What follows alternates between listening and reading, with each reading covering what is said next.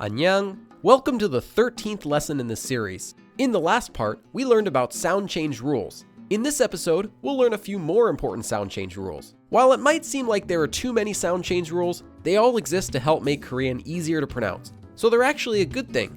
Fortunately, we don't have too many left to learn. So let's jump right in. Here's the next sound change rule we'll need to know.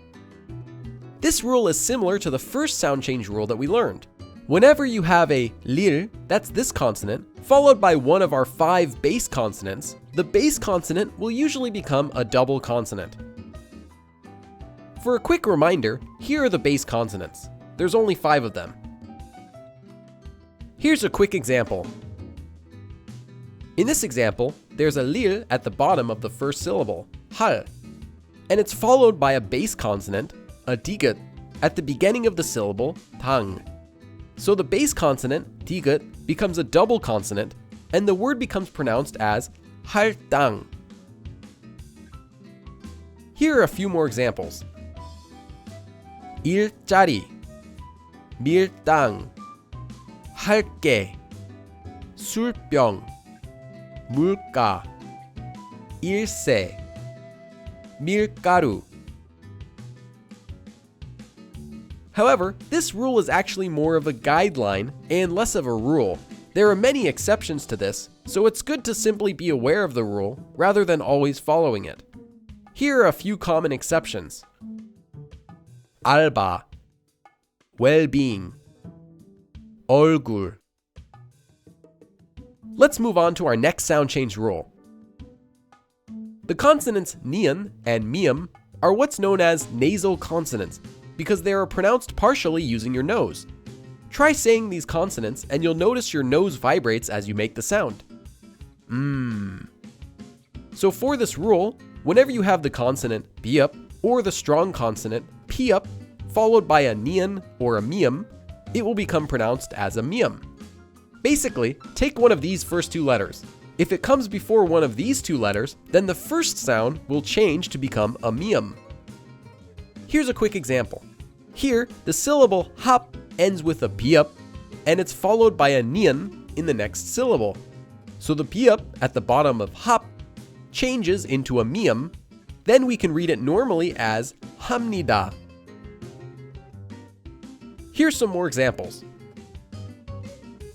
잡는, 밥 먹자, 임무, 한 명, 임나무, 갔습니다. Let's go on to our next sound change rule. Whenever you have the consonant 시옷 followed by one of the vowel sounds 이, 야, 여, 예, 예, 요, or you, it will become pronounced as sh instead of its usual s sound. For example, this syllable is pronounced she and not si like in English. This looks like a long rule, but just remember that this rule applies whenever you have an e sound somewhere in the vowel after the consonant 시옷.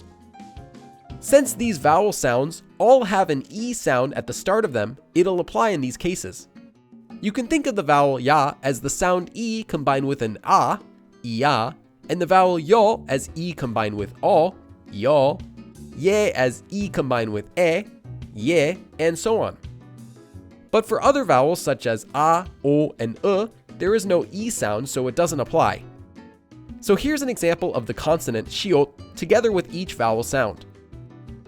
시, 샤, 셔, 셰, 셰, 쇼, 슈. Here's our next rule. For this rule, whenever you have a piup that's followed by a lir, the piup will become a mium, and the lir will become a nian. So take a look at this example. Here we have hap, which ends in a piup. The next syllable is li, which starts with a lir. So because of this, the piup at the end of hap will change to become a mium, and the lir at the beginning of li will change to become a nian sound. This changes the hap to a hum sound and the li to a ni sound, and together we get hum ni. So although it's written as hap li, When we read it, it will become hamni. Here are a few more examples. 심리, 함량, 압력, 함유. Let's go on to our last sound change rule for this episode.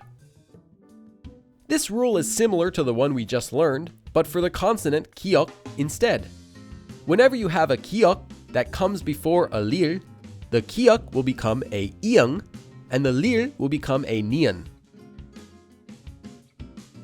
For example, in this word, pek ends with a kiok, and the next syllable, li, starts with the lil. So here, the kiok at the bottom will change to become an iang, and the lil at the start of the next syllable will become a nian. When we make these changes, we get peng and ni, or together, peng ni. Here are a few more examples. 식량, 맹락, 복리, 망요. And that's all for this video. Remember that the key to learning Hangul quickly is practicing it as much as possible. Thanks for watching.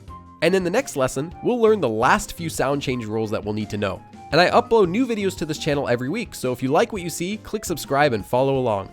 그럼 다음에 또 봐.